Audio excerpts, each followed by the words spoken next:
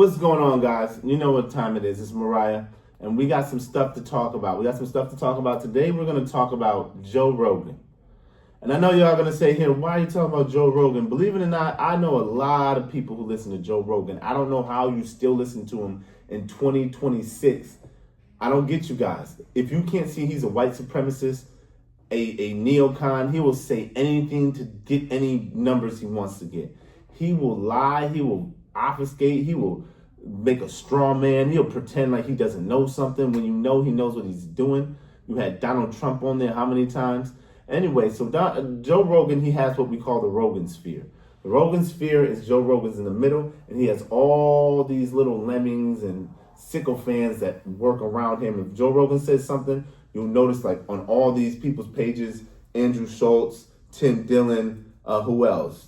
All these right-wing, fake, anti-establishment people. But anyway, the point in case I'm trying to make here today is Joe Rogan all of a sudden now realizes Donald Trump's a piece of shit.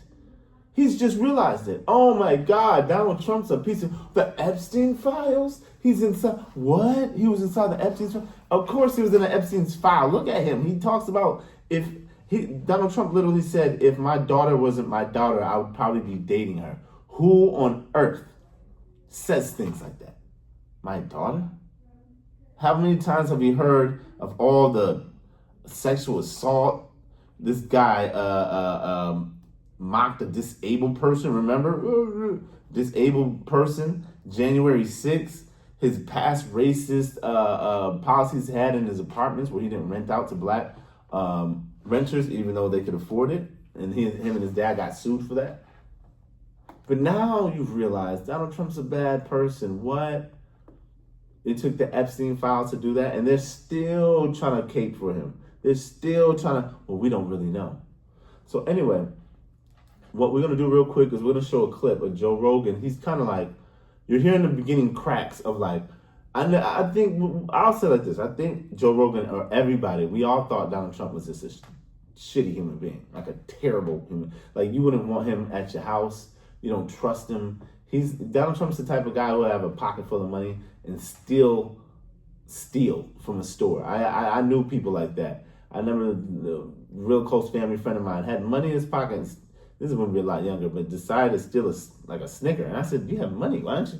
"Oh no, I'm gonna get it for free." I said, "What?" That's the day I stopped trusting that guy.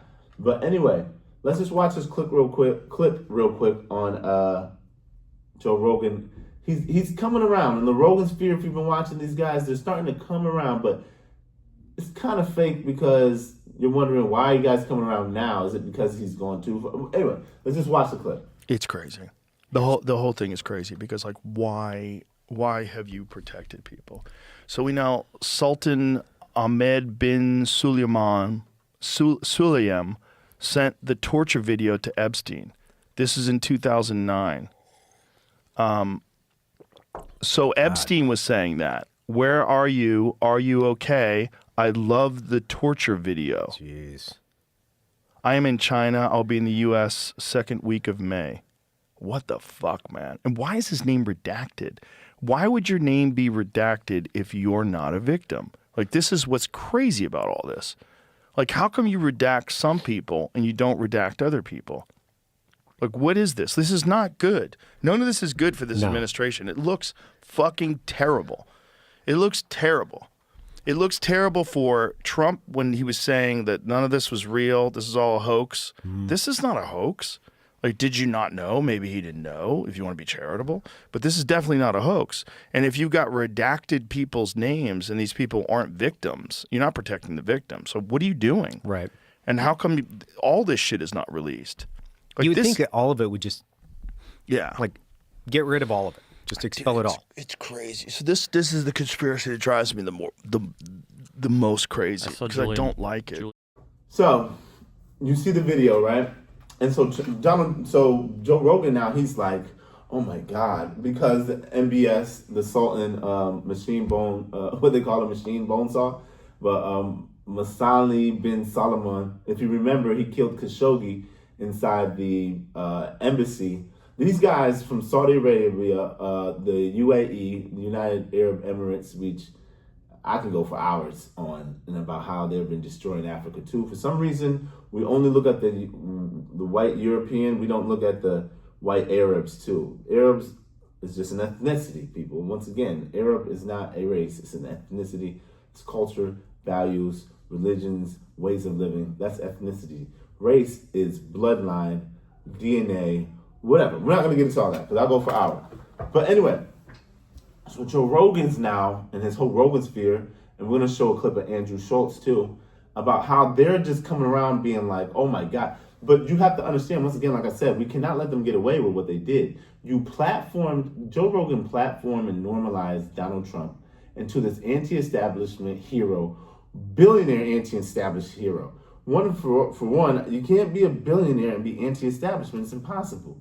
How else could you make $1 billion without being full on in on the establishment? You're a capitalistic psychopath. Donald Trump does not care about anybody. Anyway, we're not going to go into that.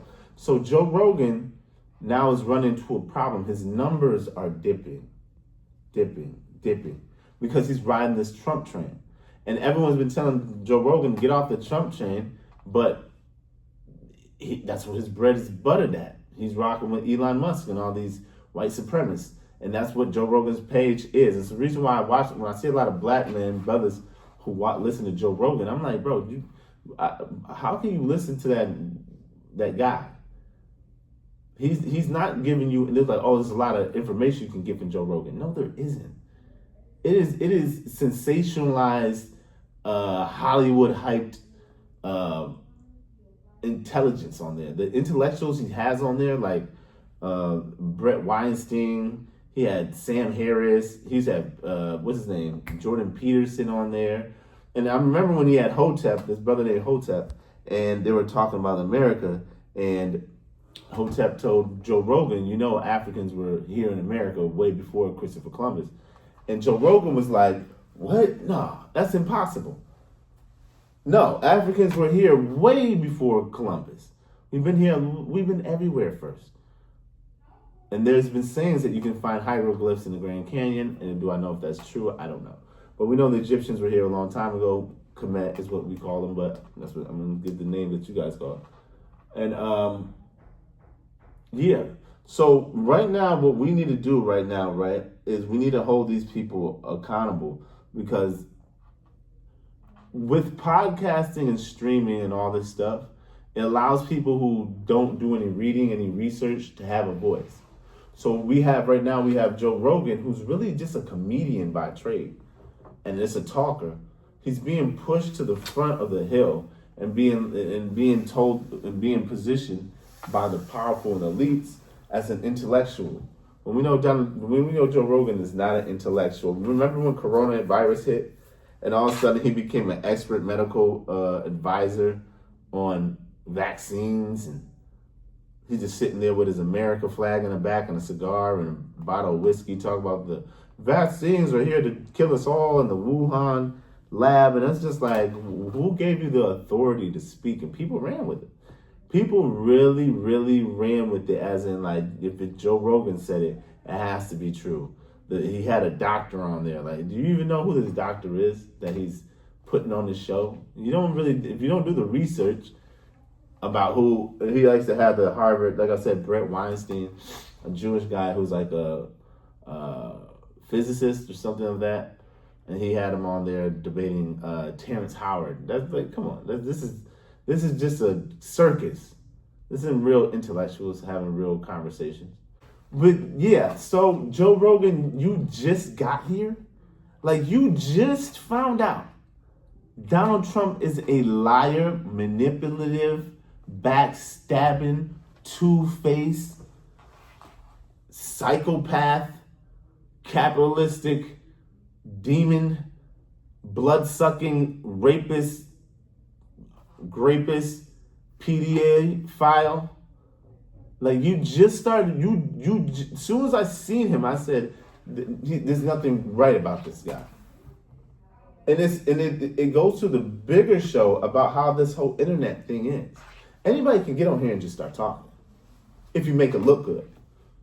And it lets you know how far deranged Americans are, especially white Americans, to where This is their leader. This is their leader. And they will take it and run with it because racism and white supremacy runs so deep in them that they're willing to be lied. They don't care to be lied to.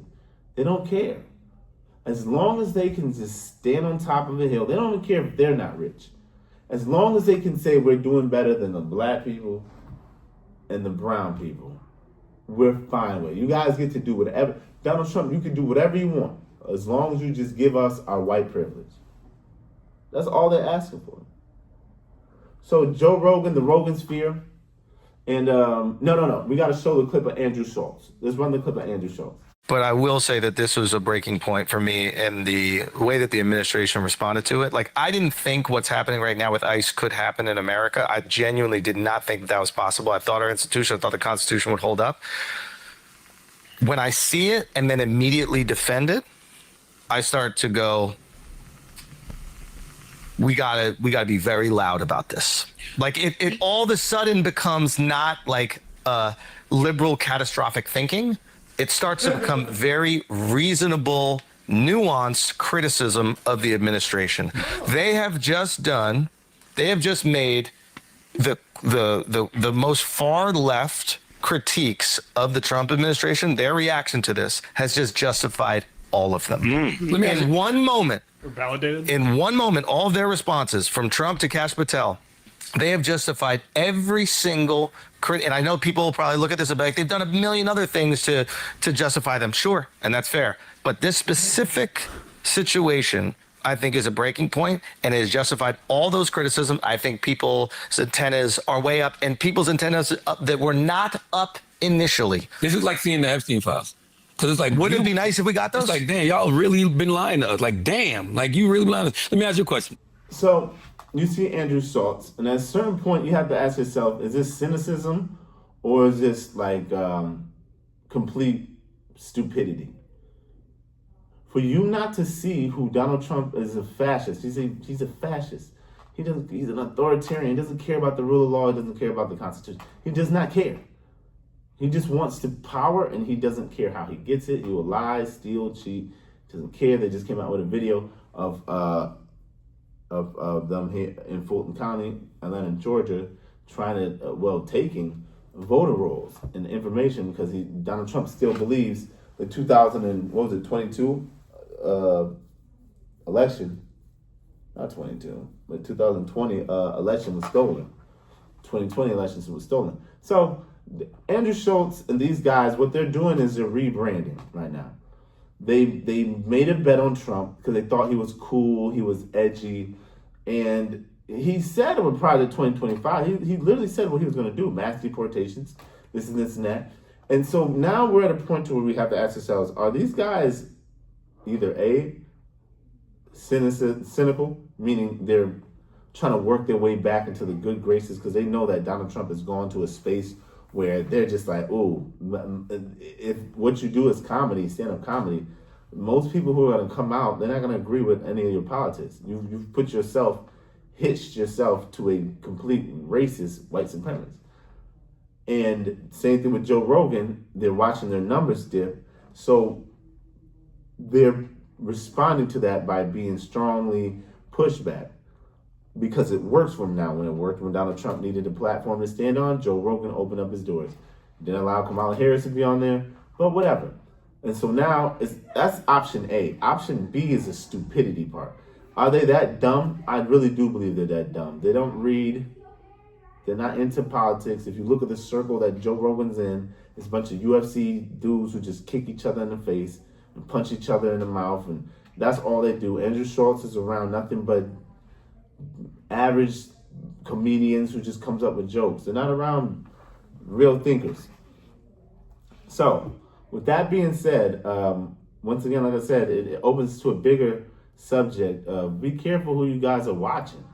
You can't just get on the internet and just because it looks nice, you say, oh, this is a truth. You have to do your own research. Read yourself. Pick up a book.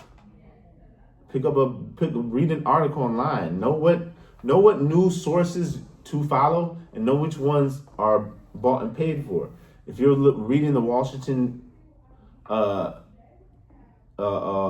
Journal or Wall Street. Understand Jeff Bezos bought Washington, right? Did Jeff Bezos own the Washington Journal? Let's see.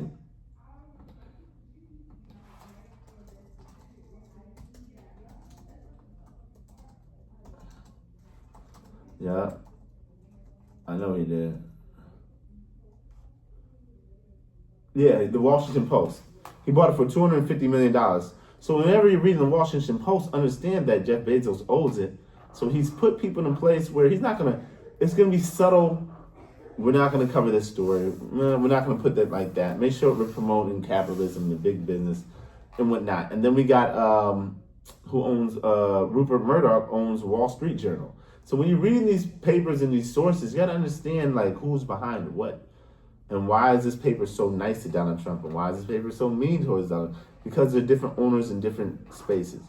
But anyway, I think that's it right now, guys. Look, we have the midterms coming in the end of this year, so that means it's going to be a lot of podcasting going on, a lot of internet games, a lot of misinformation.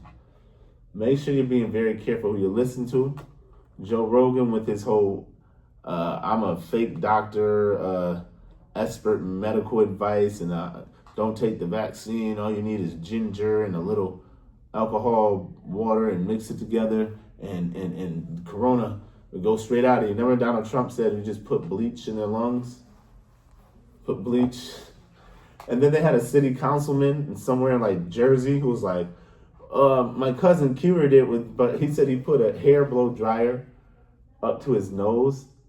And if you know a hair blow dryer, they reach, what's the temperatures hair blow dryers reach up to? But anyway, if you put a hair blow dryer on the maximum heat and you put up to your face, you're gonna like singe and burn your face. You can't just put a.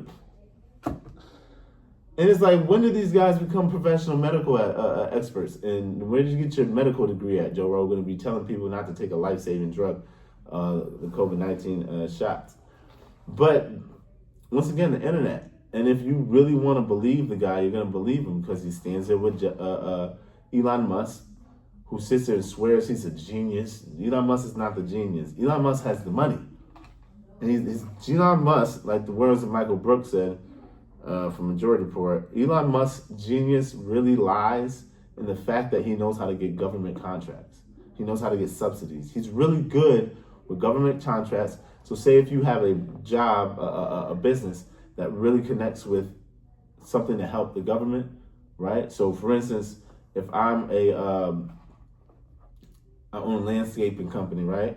I can go to the government because when they need the land, the office buildings grounds managed, they hire independent people outside. So they'll go to like a local lawn service company and say, hey, we'll give you a government contract for you to cut all our grasses here. That's the same thing that Elon Musk, in a sense, did. Elon Musk, for one, his father stole minerals from South Africa. That's where they got their money from. That's how they got their start. His dad is from Germany or something like that, or the Netherlands. He's Dutch or something. They moved to South Africa when it was being colonized by Western powers. And when they got there, he worked his way to where he was owning his own emerald mines, meaning stealing resources from South Africa, right? Elon Musk grew up very wealthy. When he graduated high school, he was into computer programming, and that's when he was part of the PayPal Mafia.